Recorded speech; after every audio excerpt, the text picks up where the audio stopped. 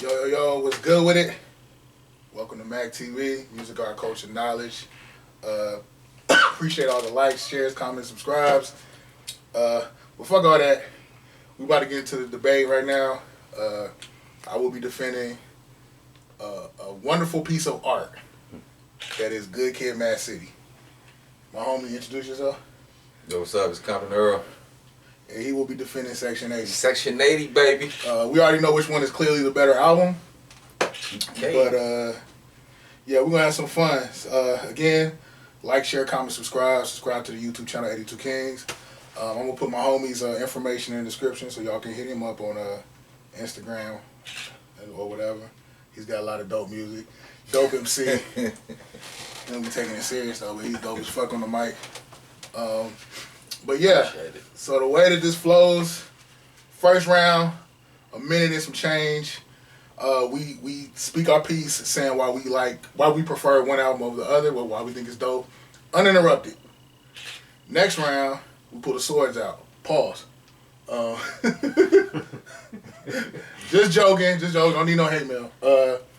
But yeah, second round, we just go at each other's necks, saying why we think our particular album is better than the other one. So, and the third round is just freestyle. Okay, so you go first. Section 80. First of all. Hold Up. Okay. My favorite song of the album. I will argue that, to me, Section 80 is a dope album above Good Kid, Mad City. Is because on that album, bro, you gotta give it. That's when Kendrick showed his lyricism. Okay. Not to say he didn't show it in Good Kid, Mad City, but he showed it more in Section 80. Section 80. Okay. You know, his bars were off the chain. His flow was off the chain. The way he connected everything. That storytelling. Storytelling. Wow. Storytelling. To me, it was more storytelling on Section 80 than it is Good Kid, Mad City. Both two projects had storytelling, but every single song on Section 80 was a story about something. Okay. Good Kid, Mad City just had your regular club jams or your regular radio. Just regular? I'm not saying regular, just, I'm just saying just had some normal songs. Normal songs? You know what I'm saying? Normal radio songs. Everything on Section 80 was something about a story. He led you in a direction, and at the end of the song, you got the gist of what the song started out to be. Okay. That's for me. That's my perspective. Any more you want to say? You want to stop?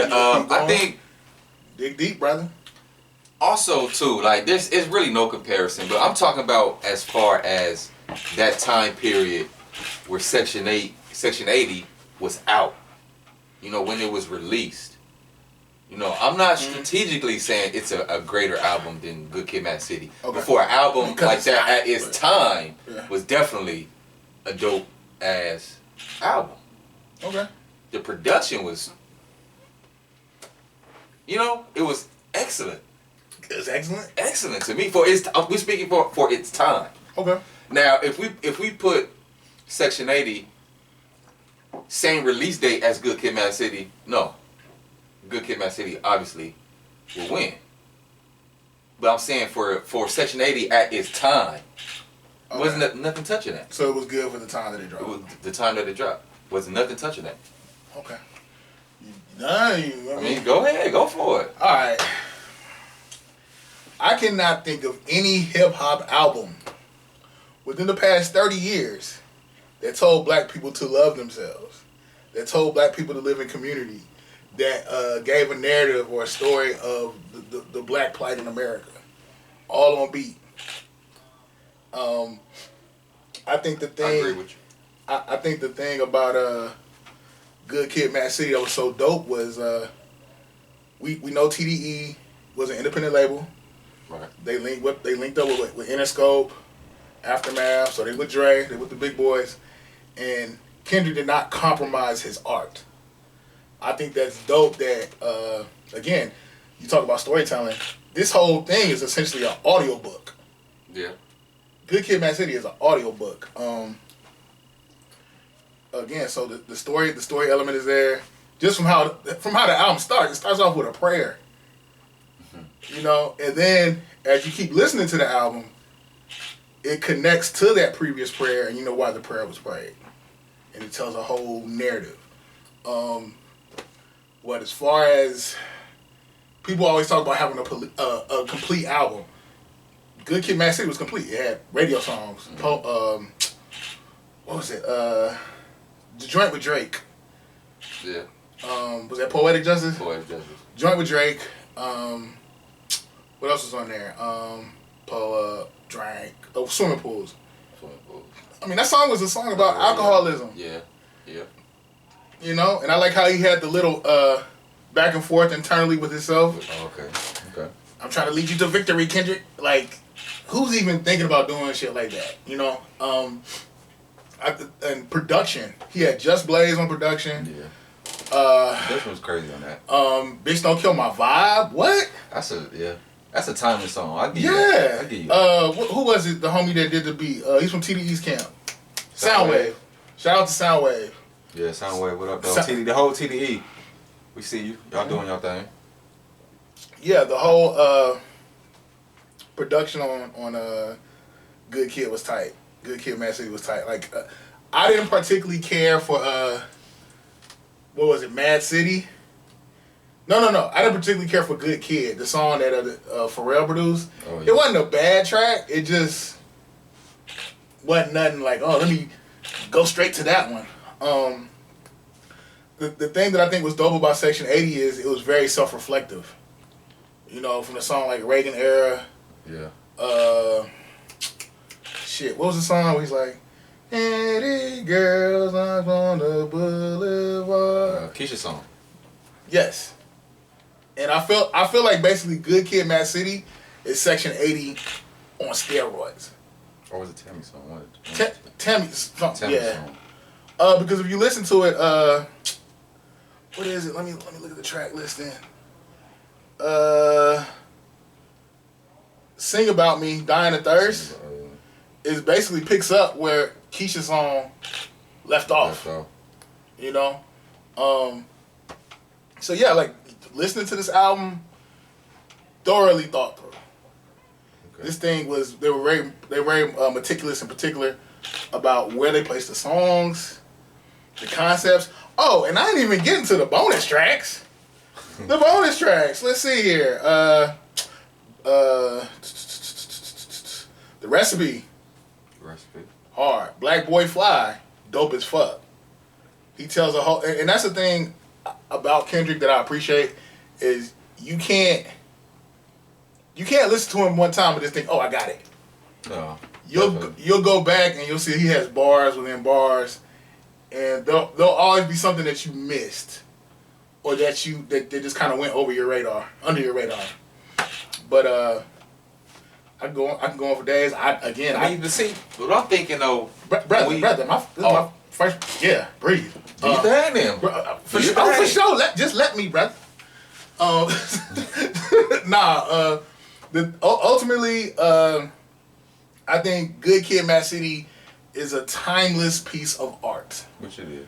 Like, let's say, we're already in the middle of a pandemic cycle, but God forbid that some meteoroid, asteroid hits this planet, and years later some evolved species discovers our music.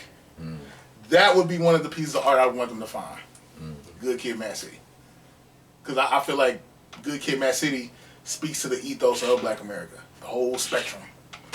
From gang culture, dealing with poverty, dealing with crime, even dealing with sexual exploitation. You know, different things that go on within the Black community. I just think this album touches on everything. Like, no stone was unturned. So that's my piece. Good Kid, Mad City. You don't feel that with Section 80? There are similarities. Yeah. With each project. To some of the things that you just spoke on about sex traps. You know what I'm saying? Keisha's song definitely was about that. Mm-hmm. You know, Catch Her Down at Long Beach Boulevard. You know, that's about prostitution. Yeah. So it was a lot of similarities. Mm-hmm. You know, and then from my perspective, what I view Section 80 is if we take both projects, Section 80, Good Kid, Mad City. They're both was about him and where he came from, the city of Compton. Right. But Section 80, he gave you a broad view. This is the city. So you think that Good Kid, Mad City was more narrow or short? It was more personal into his personal life and how he viewed it. Oh, okay, I see what you you're know what I'm saying. Opposed to Section 80 was like, I want y'all to come see what my city, what's going on in my city. So Section 80 is more universal, broad. Universal. Come see Compton. Okay, Good Kid, Mad City is his. This is me in experiencing. Compton. Yeah. You know what I'm saying? So I think that aspect of it was dope. And then he brought you in first, and then he gave you his personal trials and errors growing up in the city of Compton. Right. You know. I guess I think it was Punch. Punch was saying how Section 80 actually sold over 300,000 copies independent. That's insane. Yeah. You know, Section 80 got him the Good Kid, Mad City. Right. Slap. Listen, okay, let me be very clear, brother. I think Section 80 is dope. Yeah, it is. I just don't think it's better than Good Kid, Mad City. I think that Section 80 is true. You made a good point. True indeed. There would be no Good Kid, Mad City without Section 80. Right. So this is all like Kendrick's evolution, you know, as an artist and him painting pictures. You know what I'm saying? I just think it's like Section 80 was the medicine. But I feel like Good Kid, Mad City is like he took the medicine, but he mixed it with like, you know, if you got a dog, you know, sometimes they may not just eat the medicine straight up, so you got to mix it in with the food. And I think that's what he did with Good Kid, Mad City. He slipped it in. Yeah, you know what I'm saying? And I mean, because what his singles were "Bitch Don't Kill My Vibe," "Swimming Pools." Oh, I left off a song, "Money Trees." Money Trees. What? That's J-Rock left Earth on that. Yeah, he did. The melody was dope. The whole vibe. It was just nothing like it. Yeah. Nothing like it. Like another timeless song from the project. Right. So I agree with you. Backseat freestyle. Yeah, he went in on that. Yeah. He went on that. But see, if you think about it, from let's go back to even Overly Dedicated. Oh wow, you going back. When you check out Overly Dedicated, bro. Same. Dope project for his time. Right. And then we get to Section 80. Dope project of his time. Good Kid, Mad City. First introduction to you good? Professional. I'm good. First on a professional level. You know, if you look at all those projects, even up to Pimp Butterfly and on to the current Damn. Most recently, yeah. They all are different waves, but similar topics. Like no album sounds the same, but it's kind of the same message. So I don't know. I kind of just want to shed light on the talent that most artists, their second album would sound similar to their first. Right. With Kendrick, you don't really hear the similarities from the previous project, other than the content. Okay. I'm talking strictly on sound. You know what I'm saying? And to jump back about Section 80, to me, Section 80 was that last album where you actually hear Kendrick spit. Before he... So what you trying to say? He just... No, don't get me wrong. Kendrick spit. He go in, but what I'm saying is there's a lot of times where he can come off as a cadence rapper. He has a cadence mixed with the lyrics. With flow. With the flow. But Section 80 was, he was just giving you bars. And you don't think he gave bars on Good Kid, Mad City? That's not what I'm saying, but there was more in Section 80. A lot of the song, the timeless song that we just talked about, Money Trees, that was like cadence. He got the bars, but it's more so cadence. Money Trees. I mean, I think Rigor Mortis was insane. That straight in. Just from how he curved his words, how he played with his vocal pitch and his cadence. I think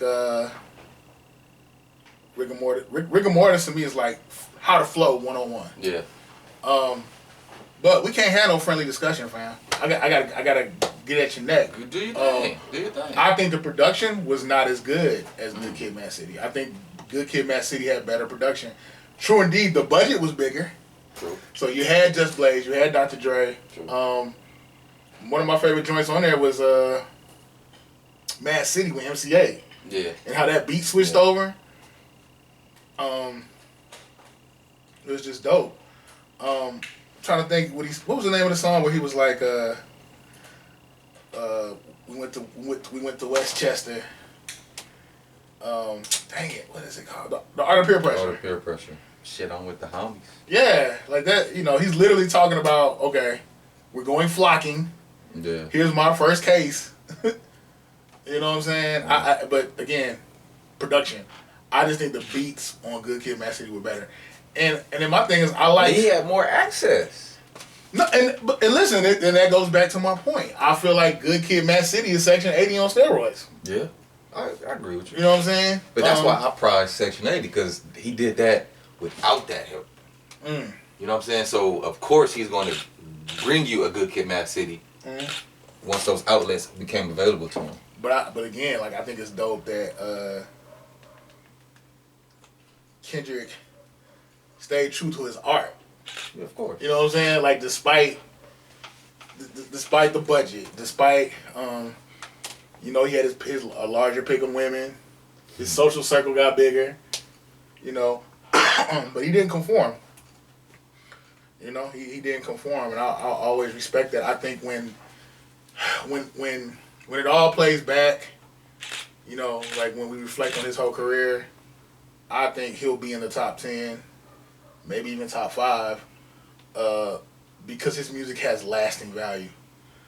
Same with J. Cole. I think J. Cole and Kendrick they're the primary mainstream artists I see that are making music that has an intrinsic value. Right. That's not about, let me make a radio song. Right. And true indeed, I think